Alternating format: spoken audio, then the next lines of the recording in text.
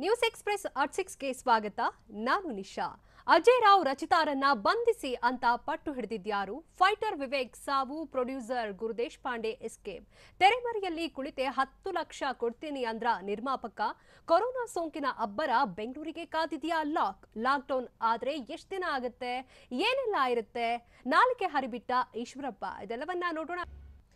ವಿವೇಕ್ ಅಂತ್ಯಕ್ರಿಯೆ ನಡೆದಿದ್ದು ಎಲ್ಲಿ? ಅಜಯ್ ರಾವ್ ಮತ್ತು ರಚಿತಾರಾಮ್ರನ್ನ ಅರೆಸ್ಟ್ ಮಾಡಿ ಅಂತ ಪಟ್ಟು ಹಿಡಿದಿದ್ದು ಯಾರು? ಶೂಟಿಂಗ್ಗೆ ಅನುಮತಿ ಪಡೆದಿರಲಿಲ್ಲ ಅಂತ ಹೇಳಿದ್ಯಾರು? ನೋಡೋಣ ಶೂಟಿಂಗ್ ನೆಗ್ಲೆಕ್ಟ್ ನ್ಯೂಸ್ ಎಕ್ಸ್‌ಪ್ರೆಸ್‌ನಲ್ಲಿ. ನಿನ್ನೆ love you Rachchu cinema shooting ವೇಳೆ ವಿದ್ಯುತ್ ತಂತಿ ತಗುಲಿ ಮೃತಪಟ್ಟಿದ್ದ ಫೈಟರ್ ವಿವೇಕ್ ಅಂತ್ಯಕ್ರಿಯೆ ಇಂದು ನೆರವೇರಿತು. ಬೆಂಗಳೂರಿನ ಹಳೇದ ಗುಡ್ಡದ ಹಳ್ಳಿ ಚಿತಾಗಾರದಲ್ಲಿ ವಿವೇಕ್ ಅಂತ್ಯಕ್ರಿಯೆ ಮಾಡಲಾಯಿತು.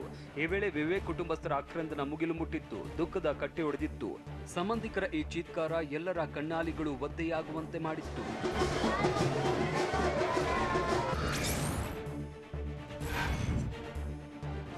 ಇದಕ್ಕೂ ಮೊದಲು ಫೈಟರ್ ವಿವೇಕ್ ಮರಣೋತ್ತರ ಪರೀಕ್ಷೆ ನಡೆಸಲಾಯಿತು. ಬೆಳಗ್ಗೆ ರಾಜರಾಜೇಶ್ವರಿ ಆಸ್ಪತ್ರೆಯಲ್ಲಿ ಪೋಸ್ಟ್ ಮಾರ್ಟಮ್ ಮಾಡಲಾಯಿತು. ಮರಣೋತ್ತರ ಪರೀಕ್ಷೆ ನಡೆಸಿದ ಬಳಿಕ ವೈದ್ಯರು ಕುಟುಂಬಸ್ಥರಿಗೆ ವಿವೇಕ್ ಮೃತದೇಹ ಹಸ್ತಾಂತರಿಸಿದರು. ನಿನ್ನೆಯಿಂದ ವಿವೇಕ್ ಮೃತದೇಹ ಆಸ್ಪತ್ರೆಯಲ್ಲೇ ಇತ್ತು. ಮತ್ತೊಂದೆಡೆ ಮತ್ತೊಬ್ಬ ಗಾಯಾಳು ರಂಜಿತ್ಗೆ ಐಸಿಯುನಲ್ಲಿ ಚಿಕಿತ್ಸೆ ಮುಂದುವರೆದಿದೆ.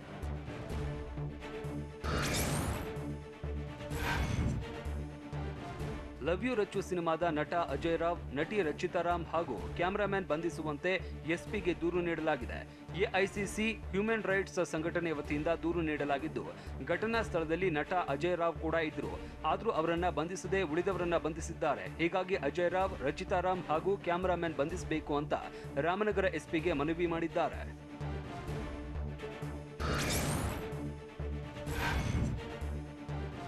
ಶೂಟಿಂಗ್ ದುರಂತ ನಡೆದಾಗ ಸ್ಥಳದಲ್ಲಿದ್ದ ಎಲ್ಲರನ್ನೂ ವಿಚಾರಣೆ ಮಾಡ್ತೇವೆ ಅಂತ ರಾಮನಗರ ಎಸ್ಪಿ ಗಿರೀಶ್ ಹೇಳಿದ್ದಾರೆ. ಟಿವಿ9ಗೆ ಪ್ರತಿಕ್ರಿಯೆ ನೀಡಿರುವ SP, love you Rachchu cinema ನಟ ಅಜಯ್ ರಾವ್ ಸೇರಿದಂತೆ ಚಿತ್ರೀಕರಣದ ವೇಳೆ ಸ್ಥಳದಲ್ಲಿ ಇದ್ದ ಎಲ್ಲರನ್ನೂ ವಿಚಾರಣೆ ಮಾಡ್ತೇವೆ. ಚಿತ್ರೀಕರಣದ ವೇಳೆ ನಿರ್ಮಾಪಕ ಗುರುದೇಶ್ ಪಾಂಡೆ ಸ್ಥಳದಲ್ಲಿ ಇರಲಿಲ್ಲ. ಯೂನಿಟ್ ಮ್ಯಾನೇಜರ್ ಫರ್ನಾಂಡಿಸ್ ಸ್ಥಳದಲ್ಲೇ ಇದ್ದ. ಸದ್ಯ ಪರಾರಿಯಾಗಿರುವ ಫರ್ನಾಂಡಿಸ್ಗಾಗಿ ಪೊಲೀಸರಿಂದ ಶೋಧ ಕಾರ್ಯ ನಡೆಸ್ತಾ ಇದ್ದೇವೆ ಅಂತ ಎಸ್ಪಿ ಹೇಳಿದ್ರು.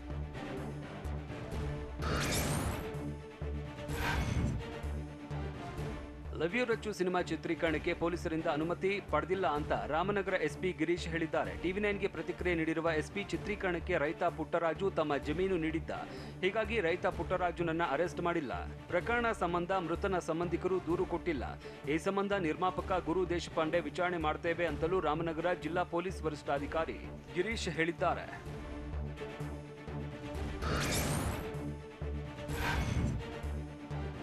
ಫೈಟರ್ ವಿವೇಕ್ ಸಾವಿನ ಬಗ್ಗೆ ರಿಯಾಕ್ಟ್ ಮಾಡಿರುವ ಸಿಎಂ ಬಸವರಾಜ ಬೊಮ್ಮಾಯಿ, ಚಿತ್ರೀಕರಣದ ವೇಳೆ ಕೆಲವರು ನಿಯಮಗಳನ್ನು ಪಾಲಿಸ್ತಾ ಇಲ್ಲ ಅಂತ ಹೇಳಿದ್ದಾರೆ. ಬೆಂಗಳೂರಲ್ಲಿ ಮಾತನಾಡಿದ ಸಿಎಂ, ಸಿನಿಮಾ ಚಿತ್ರೀಕರಣದ ವೇಳೆ ಮುನ್ನೆಚ್ಚರಿಕಾ ಕ್ರಮಗಳನ್ನು ಕೈಗೊಳ್ಳಬೇಕು. ನಿಯಮಗಳು ಇದ್ರೂ ಹಲವರು ಅನುಸರಣೆ ಮಾಡ್ತಾ ಇಲ್ಲ. ಚಿತ್ರೀಕರಣಕ್ಕೆ ಸಂಬಂಧಪಟ್ಟಂತೆ ನಾಳೆ ಅಥವಾ ನಾಡಿದ್ದು ಹೊಸ ಆದೇಶವನ್ನ ಮಾಡ್ತೇವೆ ಅಂತ ಸಿಎಂ ಹೇಳಿದ್ರು.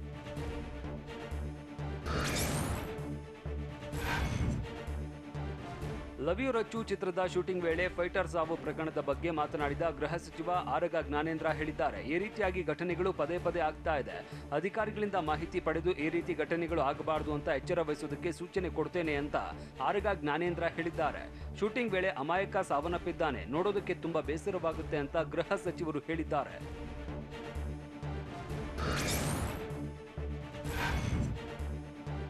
ಫೈಟರ್ ವಿವೇಕ್ ಸಾವಿನ ಕೇಸ್ಗೆ ಸಂಬಂಧಪಟ್ಟಂತೆ ಕಾನೂನಿನಿಂದ ಯಾರು ಅರೆಸ್ಟ್ ಆಗಬೇಕೋ ಅದನ್ನ ಅಧಿಕಾರಿಗಳು ನೋಡ್ಕೊಳ್ತಾರೆ ಅಂತ ಗೃಹ ಸಚಿವ ಆರಗ ಜ್ಞಾನೇಂದ್ರ ಹೇಳಿದ್ದಾರೆ. ಚಿತ್ರವನ್ನಷ್ಟೇ ನಾವು ನೋಡ್ತೇವೆ, ಆದರೆ ತೆರೆ ಹಿಂದೆ ನಡೆಯುವ ಘಟನೆ ಬಗ್ಗೆ ನಮಗೆ ಗೊತ್ತೇ ಆಗೋದಿಲ್ಲ. ಎಷ್ಟು ಡೇಂಜರಸ್ ನಲ್ಲಿ ಕೆಲಸ ಮಾಡ್ತಾರೆ ಅನ್ನೋದು ಗೊತ್ತಾಗುತ್ತೆ. ಈ ರೀತಿಯ ಶೂಟಿಂಗ್ ನಲ್ಲಿ ಸಾಕಷ್ಟು ಎಚ್ಚರ ವಹಿಸೋದು ಒಳ್ಳೆಯದು ಅಂತ ಹೋಮ್ ಮಿನಿಸ್ಟರ್ ಹೇಳಿದ್ದಾರೆ.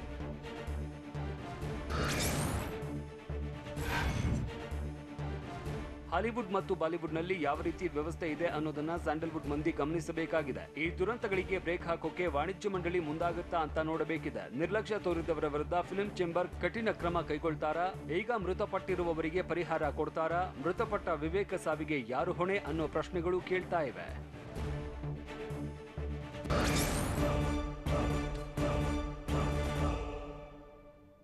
ಫೈಟರ್ ಕುಟುಂಬಕ್ಕೆ ಪ್ರೊಡ್ಯೂಸರ್ ಗುರುದೇಶ್ ಪಾಂಡೆ ಕೊಡ್ತಿರೋ ಪರಿಹಾರ ಎಷ್ಟು? ಸ್ಟೇಷನ್ಗೆ ಹೋಗ್ತಿದ್ದೀನಿ ಅಂತ ಹೇಳಿದ್ದ ಗುರುದೇಶ್ ಪಾಂಡೆ ಎಸ್ಕೇಪ್ ಆಗಿದ್ದು ಎಲ್ಲಿಗೆ?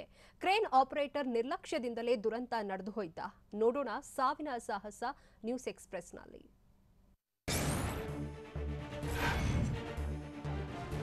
ಫೈಟರ್ ವಿವೇಕ್ ಕುಟುಂಬಕ್ಕೆ 10 ಲಕ್ಷ ಪರಿಹಾರ ನೀಡುವುದಾಗಿ ನಿರ್ಮಾಪಕ ಗುರುದೇಶ ಪಾಂಡೆ ಹೇಳಿದ್ದಾರಂತೆ. ನಿನ್ನೆಯಿಂದ ಯಾರ ಸಂಪರ್ಕಕ್ಕೂ ಸಿಗದೇ ಇದ್ದು ಪರಿಹಾರ ನೀಡೋದಕ್ಕಾಗಿ ಫೈಟರ್ ವಿವೇಕ್ ಚಿಕ್ಕಪ್ಪ ಗೋಪಿಗೆ ಗುರುದೇಶ ಪಾಂಡೆ ಹೇಳಿದ್ದಾರಂತೆ. ಲವ್ ಯು ರಚ್ಚು ಚಿತ್ರದ ನಿರ್ಮಾಪಕ ಗುರುದೇಶ್ ಪಾಂಡೆ ಅಜ್ಞಾತ ಸ್ಥಳದಿಂದ ಕರೆ ಮಾಡಿ ಪರಿಹಾರದ ಭರವಸೆ ನೀಡಿದ್ದಾರಂತೆ.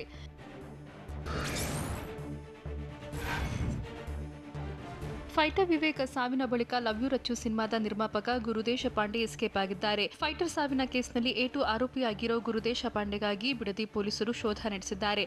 ಪ್ರೊಡಕ್ಷನ್ ಮ್ಯಾನೇಜರ್ ಫರ್ನಾಂಡಿಸ್ ಕೂಡ ಎಸ್ಕೇಪ್ ಆಗಿದ್ದಾರೆ ಅಂತ ಹೇಳಲಾಗಿದೆ. ನಿರ್ದೇಶಕ Shankar Raj, fight master Vinod Kumar, crane operator Mahadev ಅವರನ್ನ ಬಿಡದಿ ಪೊಲೀಸರು ವಶಕ್ಕೆ ಪಡೆದಿದ್ದಾರೆ.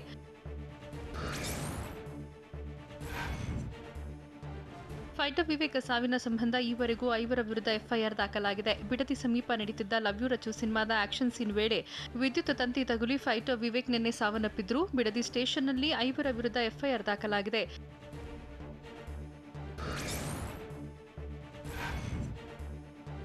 ಫೈಟರ್ ವಿವೇಕ್ ಸಾವಿಗೆ ಕ್ಷಣಕ್ಕೊಂದು ಟ್ವಿಸ್ಟ್ ಸಿಗ್ತಿದ್ದು, ಕ್ರೇನ್ ಆಪರೇಟರ್ ನಿರ್ಲಕ್ಷ್ಯದಿಂದ ದುರಂತ ಸಂಭವಿಸಿದೆ ಅಂತ ಘಟನೆಯಲ್ಲಿ ಗಾಯಗೊಂಡಿರುವ ಮತ್ತೊಬ್ಬ ಫೈಟರ್ ರಂಜಿತ್ ಹೇಳಿದ್ದಾರೆ. ರಾಜರಾಜೇಶ್ವರಿ ಆಸ್ಪತ್ರೆಗೆ ದಾಖಲಾಗಿರುವ ಫೈಟರ್ ರಂಜಿತ್ ಈ ಬಗ್ಗೆ ಪ್ರತಿಕ್ರಿಯಿಸಿದ್ದು, ಶೂಟಿಂಗ್ ವೇಳೆ ಕ್ರೇನ್ ಅನ್ನ ಆಪರೇಟರ್ ಮರಕ್ಕೆ ಟಚ್ ಮಾಡಿದ್ದ. ಆಗ ಕ್ರೇನ್ ಆಪರೇಟರ್ ಮಹದೇವ್ ಅವರನ್ನ ಎಚ್ಚೆತ್ತಿಸಿದ್ವಿ. ಸಾಹಸ ದೃಶ್ಯ ಚಿತ್ರೀಕರಣ ಎಲ್ಲ ಚೆನ್ನಾಗಿಯೇ ನಡೀತಾ ಇತ್ತು. ಕ್ರೇನ್ ಆಪರೇಟರ್ ಮಿಸ್ಟೇಕ್ನಿಂದ ಹೈಟೆನ್ಷನ್ ವೈರ್ ಟಚ್ ಆಗಿ ವಿವೇಕ್ ಸತ್ತಿದ್ದಾರೆಂದು ರಂಜಿತ್ ಆರೋಪಿಸಿದ್ದಾರೆ.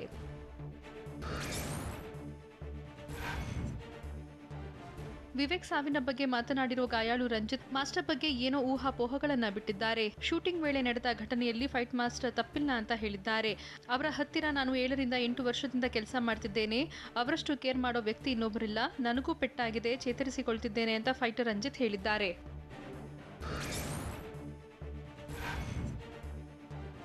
ಸಾಹಸ ಸನ್ನಿವೇಶದಲ್ಲಿ ಫೈಟರ್ ವಿವೇಕ್ ಮೃತಪಟ್ಟಿದ್ದು, ಇದಕ್ಕೆ ಫೈಟ್ ಮಾಸ್ಟರ್ ವಿನೋದ್ ಕಾರಣ ಅಲ್ಲ ಅಂತ ರಂಜಿತ್ ಹೇಳಿದ್ದಾರೆ. ದುರ್ಘಟನೆಯಲ್ಲಿ ಫೈಟ್ ಮಾಸ್ಟರ್ ಬ್ಲೇಮ್ ಮಾಡೋಕ್ಕಾಗಲ್ಲ. ಕ್ರೇನ್ ಆಪರೇಟರ್ ದುಡುಕಿರೋದ್ರಿಂದ ಈ ಘಟನೆ ನಡೆದಿದೆ. ಸುಮ್ಮನೆ ಫೈಟ್ ಮಾಸ್ಟರ್ ವಿರುದ್ಧ ಆರೋಪ ಮಾಡಬಾರದು ಅಂತ ರಂಜಿತ್ ಮನವಿ ಮಾಡಿದ್ದಾರೆ.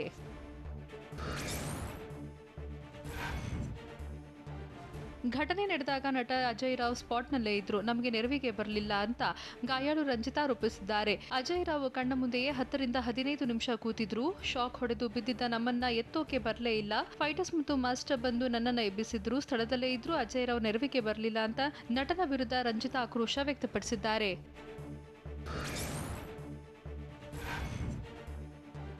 ಸ್ಯಾಂಡಲ್ವುಡ್ನಲ್ಲಿ ಸಾಹಸ ದೃಶ್ಯಗಳು ಸಾವಿನ ದಾರಿ ತೋರ್ತಿವೆ. ಪದೇ ಪದೇ ಅವಘಡಗಳಾದ್ರೂ ಕೂಡ ಚಿತ್ರತಂಡಗಳು ಎಚ್ಚೆತ್ತುಕೊಳ್ತಿಲ್ಲ. 2016ರಲ್ಲಿ ಮಾಸ್ತಿಗುಡಿ ದುರಂತದಲ್ಲಿ ಅನಿಲ್ ಮತ್ತು ಉದಯ್ ನೀರು ಪಾಲಾಗಿದ್ರು. ಇಬ್ಬರಿಗೂ ಈಜು ಬರದಿದ್ರು. ನೀರಿಗಿಳಿಸೋ ಸಾಹಸಕ್ಕೆ ಕೈ ಹಾಕಿ ಜೋಡಿ ಜೀವ ಪ್ರಾಣ ಕಳ್ಕೊಂಡಿದ್ದು ಕಣ್ಣ ಮುಂದೆಯೇ ಇದೆ.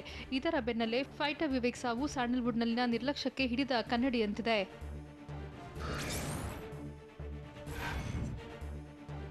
ಸ್ಯಾಂಡಲ್ವುಡ್ನಲ್ಲಿ ಆಕ್ಷನ್ ಸೀನ್ ಮಾಡುವಾಗಲೇ ಹಲವು ಜೂನಿಯರ್ ಆರ್ಟಿಸ್ಟ್, ಸಾಹಸ ಕಲಾವಿದರು ಮತ್ತು ಶೂಟಿಂಗ್ ನೋಡೋಕೆ ಬಂದಿದ್ದ ಸಾರ್ವಜನಿಕರು ಒಂದಲ್ಲ ಒಂದು ರೀತಿಯಲ್ಲಿ ಅವಘಡಗಳಿಗೆ ತುತ್ತಾಗ್ತಿದ್ದಾರೆ. ಈ ಹಿಂದೆ ಹಲವು ಘಟನೆಗಳಾದಾಗಲೂ ಚಿತ್ರತಂಡಗಳು ಮಾತ್ರ ಇನ್ನೂ ಎಚ್ಚೆತ್ತುಕೊಳ್ತಿಲ್ಲ. ಸಹ ಕಲಾವಿದರು, ಫೈಟರ್ ಸೇರಿದಂತೆ ಹಲವು ತಂಡಗಳಲ್ಲಿ ಕೆಲಸ ಮಾಡೋರ ಬಗ್ಗೆ ಕಾಳಜಿಯೇ ಇಲ್ಲ ಎನ್ನುವಂತಾಗಿದೆ.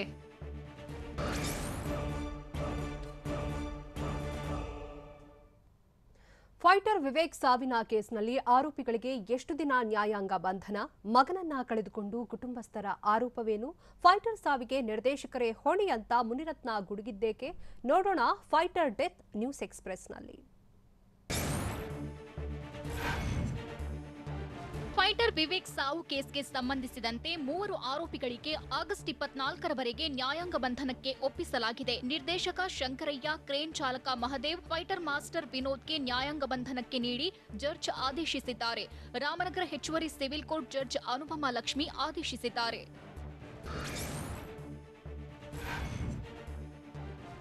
ಲವ್ ಯು ರಚ್ಚು ಶೂಟಿಂಗ್ ವೇಳೆ ಫೈಟರ್ ವಿವೇಕ್ ಮೃತಪಟ್ಟ ಕೇಸ್ಗೆ ಸಂಬಂಧಿಸಿದಂತೆ ಕುಟುಂಬಸ್ಥರ ಹೇಳಿಕೆಯನ್ನ ಬಿಡದಿ ಪೊಲೀಸರು ಪಡೆದಿದ್ದಾರೆ. ವಿವೇಕ್ ಸಾವಿನ ಕುರಿತಂತೆ ಮೊದಲು ಕುಟುಂಬಸ್ಥರಿಂದ ಹೇಳಿಕೆಯನ್ನ ದಾಖಲು ಮಾಡಿಕೊಂಡಿದ್ದಾರೆ.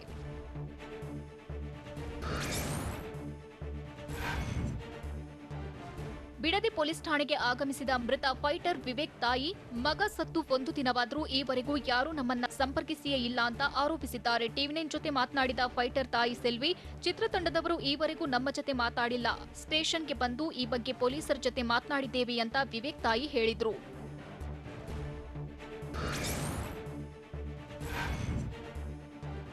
ಲವ್ ಯು ರಚ್ಚು ಶೂಟಿಂಗ್ ವೇಳೆ ಫೈಟರ್ ಸಾವಿನ ಬಗ್ಗೆ ಮಾತನಾಡಿರೋ ನಿರ್ಮಾಪಕ ಮತ್ತು ತೋಟಗಾರಿಕಾ ಸಚಿವ ಮುನಿರತ್ನ ಫೈಟರ್ ಸಾವಿನ ಹೊಣೆಯನ್ನ ನಿರ್ದೇಶಕರೇ ಹೊರಬೇಕು ಅಂತ ಹೇಳಿದ್ದಾರೆ. ಫೈಟರ್ ವಿವೇಕ್ ಸಾವಿಗೆ ನಿರ್ಲಕ್ಷ್ಯವೇ ಕಾರಣವಾಗಿದ್ದು, ಫೈಟರ್ ವಿವೇಕ್ ಜೀವದ ಜತೆ ಚೆಲ್ಲಾಟವಾಡಿದ್ದಾರೆ ಎಂದು ಕಿಡಿಕಾರಿದ್ದಾರೆ ಮುನಿರತ್ನ.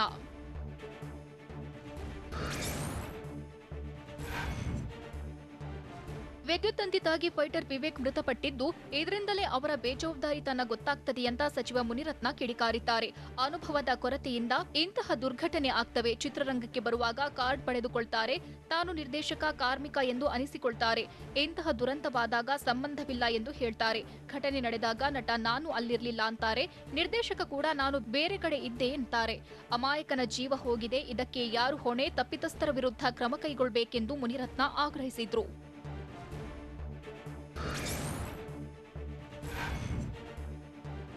ಫೈಟರ್ ವಿವೇಕ್ ಸಾವನ್ನಪ್ಪಿದಾಗ ನಾನು ಸ್ಪಾಟ್ನಲ್ಲಿ ಇರಲಿಲ್ಲ ಅಂತ ನಾನು ಹೇಳಿಲ್ಲ.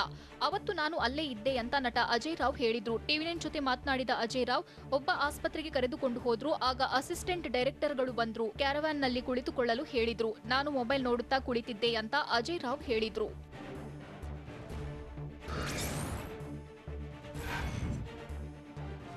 ಲವ್ ಯು ರಚ್ಚು ಸಿನಿಮಾದಲ್ಲಿ ಫೈಟರ್ ವಿವೇಕ್ ಸಾವಿನ ಬಳಿಕ ನಾನು ನಿಮ್ಮ ಜೊತೆ ಇರುವುದಾಗಿ ವಿವೇಕ್ ಚಿಕ್ಕಪ್ಪಗೆ ತಿಳಿಸಿದ್ದೇನೆ ಅಂತ ನಟ ಅಜಯ್ ರಾವ್ ಹೇಳಿದ್ರು.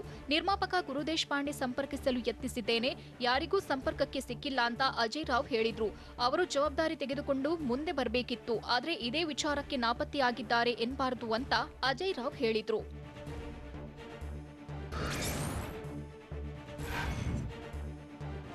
ಮೃತ ಫೈಟರ್ ವಿವೇಕ್ ಕುಟುಂಬಕ್ಕೆ ನ್ಯಾಯ ಸಿಗುವವರೆಗೂ ನಾನು ಸಿನಿಮಾ ಶೂಟಿಂಗ್ನಲ್ಲಿ ಪಾಲ್ಗೊಳ್ಳಲ್ಲ ಅಂತ ನಟ ಅಜಯ್ ರಾವ್ ಹೇಳಿದ್ರು. ಟಿವಿ9 ಜೊತೆ ಮಾತನಾಡಿದ ಅಜಯ್ ರಾವ್, ಯಾರದ್ದು ತಪ್ಪು ಎಂದು ಪೊಲೀಸರಿಂದ ಮಾಹಿತಿ ಪಡೆಯುತ್ತೇನೆ. ಯಾರಿಂದ ತಪ್ಪು ಎಂದು ನಾನು ಈಗ ಏನನ್ನೂ ಹೇಳಲ್ಲ, ಆದ್ರೆ ಅಲ್ಲಿ ರೋಪ್ ಹಾಕಿದ್ದು ಮಾತ್ರ ತಪ್ಪು ಅಂತ ಅಜಯ್ ರಾವ್ ಹೇಳಿದ್ದಾರೆ.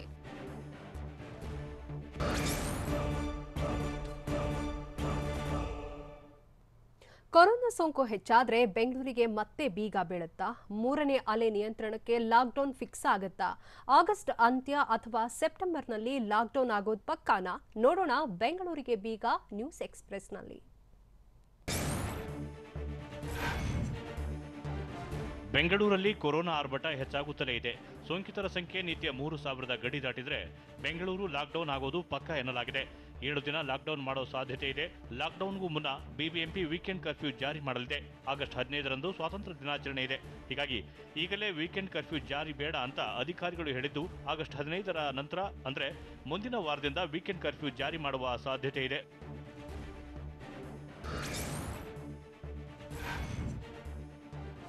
ಸೋಂಕಿನ ಪ್ರಮಾಣ ಏರಿಕೆ ಹಿನ್ನೆಲೆಯಲ್ಲಿ ಬೆಂಗಳೂರಿನಲ್ಲಿ 3ನೇ ಅಲೆ ಆತಂಕದ ವಾತಾವರಣ ನಿರ್ಮಾಣವಾಗಿದೆ.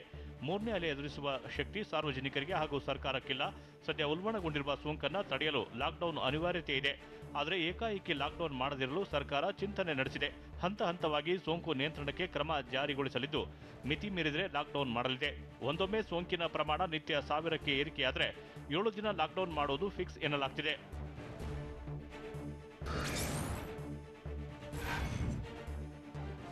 ಸದ್ಯ ಬೆಂಗಳೂರಿನಲ್ಲಿ ಪಾಸಿಟಿವಿಟಿ ರೇಟ್ 0.67% ಇದೆ. ಸೋಂಕಿತರ ಸಂಖ್ಯೆ ನಿತ್ಯ 300ರಿಂದ 400ರ ಆಸುಪಾಸಿನಲ್ಲಿದೆ. ಒಂದೊಮ್ಮೆ ಸೋಂಕಿನ ಪ್ರಮಾಣ 1,000 ಗಡಿ ದಾಟಿದರೆ ಕೇವಲ 15 ದಿನದಲ್ಲಿ 2,000 ಕೇಸ್ ದಾಟಲಿದೆ. ಹೀಗಾಗಿ 1,000 ಕೇಸ್ ತಲುಪುತ್ತಿದ್ದಂತೆ ಲಾಕ್ಡೌನ್ ಮಾಡಲು ಸರ್ಕಾರ ಚಿಂತಿಸಿದೆ ಎನ್ನಲಾಗ್ತಿದೆ.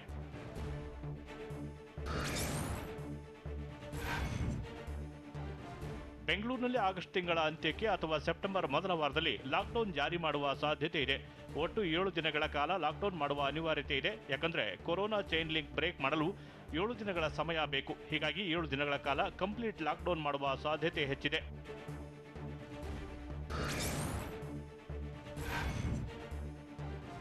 ಸದ್ಯಕ್ಕೆ ಲಾಕ್ಡೌನ್ ಮಾಡುವ ಬಗ್ಗೆ ಸರ್ಕಾರ ಯಾವುದೇ ನಿರ್ಧಾರ ಕೈಗೊಂಡಿಲ್ಲ. ಮುಂದೆ ಪರಿಸ್ಥಿತಿ ನೋಡಿಕೊಂಡು ಲಾಕ್ಡೌನ್ ಮಾಡಲು ಸರ್ಕಾರ ನಿರ್ಧರಿಸಿದೆ.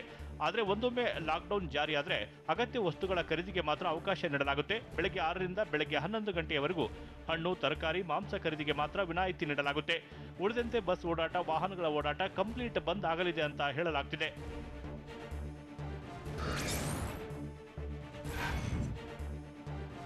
ತಾಂತ್ರಿಕ ಸಲಹಾ ಸಮಿತಿ ಸದಸ್ಯರು, ತಜ್ಞರು, ಬಿಬಿಎಂಪಿ ಅಧಿಕಾರಿಗಳು ಲಾಕ್ಡೌನ್ ಬಗ್ಗೆ ಸರ್ಕಾರಕ್ಕೆ ಅಭಿಪ್ರಾಯ ತಿಳಿಸಿದ್ದಾರೆ.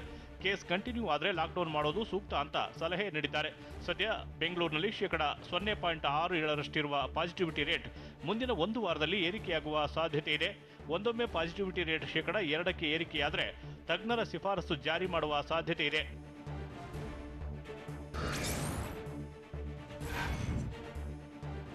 ಪಾಸಿಟಿವಿಟಿ ರೇಟ್ ಶೇಕಡ 2ರಷ್ಟು ಇರುವ ಪ್ರದೇಶವನ್ನು ಮತ್ತೆ ಲಾಕ್ ಮಾಡಲು ತಜ್ಞರು ಶಿಫಾರಸು ಮಾಡಿದ್ದಾರೆ.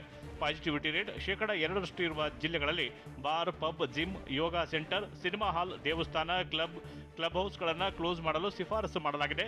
ಜುಲೈ 30ರಂದು ನಡೆದ ತಾಂತ್ರಿಕ ಸಲಹಾ ಸಮಿತಿಯ ಸಭೆಯಲ್ಲಿ ತಜ್ಞರು ನಿರ್ಧಾರ ತಿಳಿಸಿದ್ದು, ಮುಂದಿನ ದಿನಗಳಲ್ಲಿ ಬಸ್ಗಳ ಓಡಾಟ ಬೆಳಗ್ಗೆ 6ರಿಂದ ಸಂಜೆ 6ರವರೆಗೂ ಮಾತ್ರ ಅವಕಾಶ ನೀಡುವ ಸಾಧ್ಯತೆ ಇದೆ.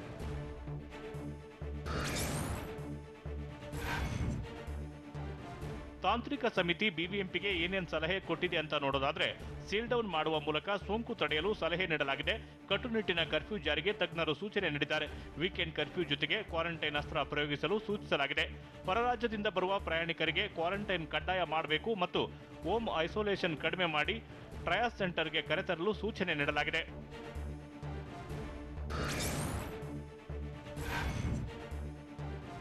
ಒಂದು ವೇಳೆ ಲಾಕ್ಡೌನ್ ಆದರೆ ಅಗತ್ಯ ವಸ್ತುಗಳ ಖರೀದಿಗೆ ಅವಕಾಶ ನೀಡಲಾಗುತ್ತೆ. ಬೆಳಗ್ಗೆ 6ರಿಂದ ಮಧ್ಯಾಹ್ನದವರೆಗೂ ಅಗತ್ಯ ವಸ್ತುಗಳ ಖರೀದಿಗೆ ಅವಕಾಶ ಇರಲಿದೆ. ತರಕಾರಿ, ಮಾಂಸ, ದಿನಸಿ ಅಂಗಡಿ ಓಪನ್, ಹೋಟೆಲ್ನಲ್ಲಿ ಪಾರ್ಸೆಲ್, ಉಳಿದೆಲ್ಲ ಸೇವೆಗಳು ಬಂದ್ ಆಗಲಿವೆ. ಬಸ್, ಮೆಟ್ರೋ ಸೇವೆ ಇರಲ್ಲ. ರೈಲು ಓಡಾಟ ಯಥಾಸ್ಥಿತಿ ಇರಲಿದೆ. ಇನ್ನು ದೇವಸ್ಥಾನಗಳು ಕ್ಲೋಸ್, ಬಾರ್ನಲ್ಲಿ ಪಾರ್ಸೆಲ್ ವ್ಯವಸ್ಥೆ, ಹೊರ ಜಿಲ್ಲೆಯ ಓಡಾಟ ಸಂಪೂರ್ಣ ಬಂದ್ ಆಗಲಿದೆ.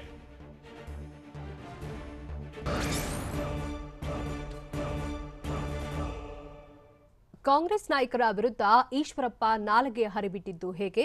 ಈಶ್ವರಪ್ಪ ಸಂಸ್ಕೃತಿ ಬಗ್ಗೆ ಟಗರು ಮಾತಲ್ಲೇ ಗುಮ್ಮಿದ್ದು ಹೇಗೆ? ಬೊಮ್ಮಾಯಿ ಸರ್ಕಾರ ಹೆಚ್ಚು ದಿನ ಇರಲ್ಲ ಅಂತ ಹೇಳಿದ್ಯಾರು? ನೋಡೋಣ ನಾಲಿಗೆ ಹರಿಬಿಟ್ಟ ನಾಯಕ ನ್ಯೂಸ್ ಎಕ್ಸ್‌ಪ್ರೆಸ್‌ನಲ್ಲಿ. ಸಚಿವ ಕೆಎಸ್ ಈಶ್ವರಪ್ಪ ಮತ್ತೆ ವಿವಾದಾತ್ಮಕ ಹೇಳಿಕೆ ನೀಡೋ ಮೂಲಕ ಇಕ್ಕಟ್ಟಿಗೆ ಸಿಲುಕಿದ್ದಾರೆ. ಮೊನ್ನೆಯಷ್ಟೇ ಬಿಜೆಪಿ ಕಾರ್ಯಕರ್ತರ ತಂಟೆಗೆ ಬಂದ್ರೆ ನಾವು ಸುಮ್ಮನಿರಲ್ಲ, ಯಾವುದರಲ್ಲಿ ಹೊಡಿತಾರೋ ಅದರಲ್ಲೇ ಮತ್ತೆ ಹೊಡೀರಿ ಅಂತ ಹೇಳೋ ಮೂಲಕ ಪ್ರಚೋದನಾತ್ಮಕ ಹೇಳಿಕೆ ನೀಡಿದ್ರು. ಆದರೆ ಕಾಂಗ್ರೆಸ್ ನಾಯಕರ ಬಗ್ಗೆ ಮತ್ತೆ ನಾಲಿಗೆ ಹರಿಬಿಟ್ಟು ವಿವಾದ ಮೈಮೇಲೆ ಇಳಿದುಕೊಂಡಿದ್ದಾರೆ.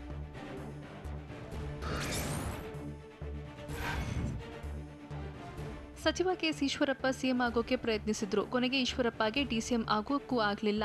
ಹೀಗಾಗಿ ಸಚಿವ ಕೆಎಸ್ ಈಶ್ವರಪ್ಪಗೆ ಹುಚ್ಚು ಹಿಡಿದಿದೆ ಅಂತ ಕಾಂಗ್ರೆಸ್ ನಾಯಕ ಬಿಕೆ ಹರಿಪ್ರಸಾದ್ ವಾಗ್ದಾಳಿ ನಡೆಸಿದ್ದಾರೆ. ಆದಷ್ಟು ಬೇಗ ಈಶ್ವರಪ್ಪ ಅವರನ್ನ ನಿಮ್ಹಾನ್ಸ್ಗೆ ಸೇರಿಸಬೇಕು. ಆರೋಗ್ಯ ಸಚಿವ ಸುಧಾಕರ್ ಈಶ್ವರಪ್ಪಗೆ ಚಿಕಿತ್ಸೆ ಕೊಡಿಸಬೇಕು. ಅವರ ಮನೆಯಲ್ಲಿ ನೋಟ್ ಪ್ರಿಂಟ್ ಮಿಷನ್ ಇಟ್ಕೊಂಡಿದ್ದಾರೆ. ಆದರೂ ಅವರು ಸಿಎಂ ಡಿಸಿಎಂ ಆಗೋದಕ್ಕೆ ಆಗಲಿಲ್ಲ ಅಂತ ಬೆಂಗಳೂರಿನಲ್ಲಿ ಪರಿಷತ್ ಸದಸ್ಯ ಬಿಕೆ ಹರಿಪ್ರಸಾದ್ ಸಚಿವ ಈಶ್ವರಪ್ಪ ವಿರುದ್ಧ ಗುಡುಗಿದ್ದಾರೆ.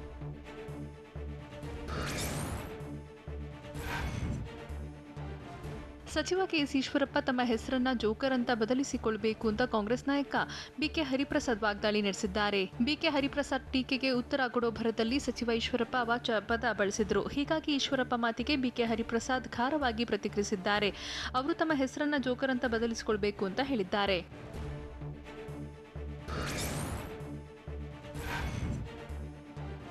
ಸಂಸ್ಕೃತಿ ಇಲ್ಲದವರು ಇಂತಹ ಪದ ಬಳಸ್ತಾರೆ ಅಂತ ಸಚಿವ ಕೆಎಸ್ ಈಶ್ವರಪ್ಪ ವಿರುದ್ಧ ಮಾಜಿ ಸಚಿವ ರಾಮಲಿಂಗಾರೆಡ್ಡಿ ಗುಡುಗಿದ್ದಾರೆ.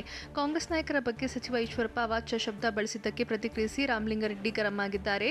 ಬಿಜೆಪಿಗೆ ನಾಚಿಕೆಗೇಡಿನ ಸಂಗತಿ, ಬಿಜೆಪಿಗೆ ಒಂದು ಕಳಂಕ. ಬಿಜೆಪಿಯವರ ತಂದೆ ತಾಯಂದಿರು ಈ ಸಂಸ್ಕೃತಿ ಕಲಿಸಿದ್ದಾರೆ. ಇಂತಹ ಭಾಷೆ ಬಳಸುವವರನ್ನ ಪಕ್ಷದಿಂದ ಕಿತ್ತು ಹಾಕಬೇಕು. ಈ ರೀತಿ ಕೆಟ್ಟ ಭಾಷೆ, ಕೆಟ್ಟ ಪದ ಬೇರೆಯವರಿಗೂ ಗೊತ್ತಿರುತ್ತೆ. ಅದೇ ಪದವನ್ನ ಅವರ ಮೇಲೆ ಬಳಸಿದ್ರೆ ಹೇಗಿರಬಹುದು ಅಂತ ರಾಮಲಿಂಗಾರೆಡ್ಡಿ ಕಿಡಿಕಾರಿದ್ದಾರೆ.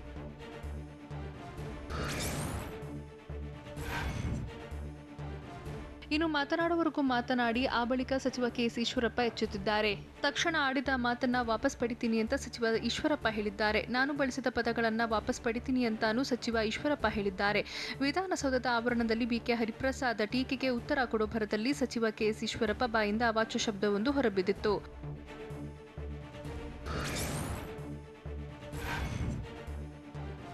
ಸಿದ್ದರಾಮಯ್ಯ ಇಲಿ ಅಂತ ಸಚಿವ ಕೆಎಸ್ ಈಶ್ವರಪ್ಪ ಆರೋಪಿಸಿದ್ರು. ಇದಕ್ಕೆ ಟಕ್ಕರ್ ಕೊಟ್ಟ ಮಾಜಿ ಸಿಎಂ ಸಿದ್ದರಾಮಯ್ಯ, ನಾನು ಇಲಿನ, ಹುಲಿನ, ಮನುಷ್ಯನ ಅಂತ ಜನ ನಿರ್ಧರಿಸ್ತಾರೆ. ಇದಕ್ಕೆ ಸಚಿವ ಕೆಎಸ್ ಈಶ್ವರಪ್ಪನ ಸರ್ಟಿಫಿಕೇಟ್ ಬೇಕಾ ಅಂತ ಸಿದ್ದರಾಮಯ್ಯ ತಿರುಗೇಟು ಕೊಟ್ಟಿದ್ದಾರೆ. ಕಾಂಗ್ರೆಸ್ ವಿರುದ್ಧ ಈಶ್ವರಪ್ಪ ಅವಾಚ್ಯ ಶಬ್ದ ಬಳಸಿದ್ದು ಕೆಎಸ್ ಈಶ್ವರಪ್ಪನಿಗೆ ಸಂಸ್ಕಾರ, ಸಂಸ್ಕೃತಿ ಏನೆಂದು ಗೊತ್ತಿಲ್ಲ. ಸಂಸ್ಕಾರ ಇರುವವರು ಅಂತಹ ಪದ ಬಳಸುವುದಿಲ್ಲ. ಕೆಎಸ್ ಈಶ್ವರಪ್ಪ ಬೆಳೆದು ಬಂದಿರುವ ಹಾದಿಯೇ ಆಗಿದೆ ಅಂತ ಕಿಡಿಕಾರಿದ್ರು.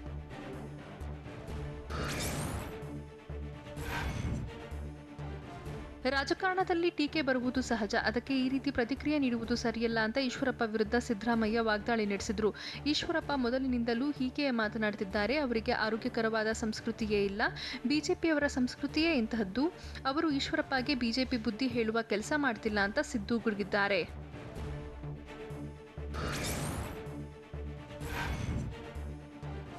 ಕಾಂಗ್ರೆಸ್ನವರ ಬಗ್ಗೆ ಈಶ್ವರಪ್ಪ ಅವಾಚ್ಯ ಶಬ್ದ ಬಳಕೆಗೆ ಮಾತನಾಡಿದ ಮಾಜಿ ಸಿಎಂ ಸಿದ್ದರಾಮಯ್ಯ, ಸಂಸ್ಕೃತಿ ಇಲ್ಲದವರು ಇಂತಹ ಪದಗಳನ್ನು ಬಳಸ್ತಾರೆ, ಸಚಿವರಾದವರಿಗೆ ಜವಾಬ್ದಾರಿಯೂ ಇರಬೇಕು, ಸಂಸ್ಕೃತಿ ಸಹ ಇರಬೇಕು ಅಂತ ಸಿದ್ದರಾಮಯ್ಯ ವಾಗ್ದಾಳಿ ನಡೆಸಿದ್ರು.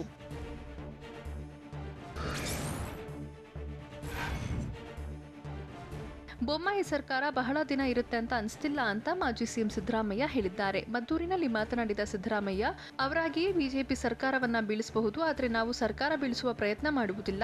ಈ ಸರ್ಕಾರ ಎಷ್ಟು ದಿನ ಇರುತ್ತೆ ಅಂತ ಜಾತಕ ಹೇಳಲ್ಲ ಅಂತ ಸಿದ್ದರಾಮಯ್ಯ ಹೇಳಿದ್ರು. ಜೆಡಿಎಸ್ನವರು ಅವಕಾಶವಾದಿಗಳು ಅಂತ ಆಕ್ರೋಶ ವ್ಯಕ್ತಪಡಿಸಿದ ಸಿದ್ದು, ಜೆಡಿಎಸ್ನವರು ಯಾವಾಗ ಏನ್ ಬೇಕಾದ್ರೂ ಮಾಡ್ತಾರೆ, ಅವರಿಗೆ ಯಾವುದೇ ತತ್ವ ಸಿದ್ಧಾಂತ ಇಲ್ಲ ಅಂತ ಕಿಡಿಕಾರಿದ್ರು.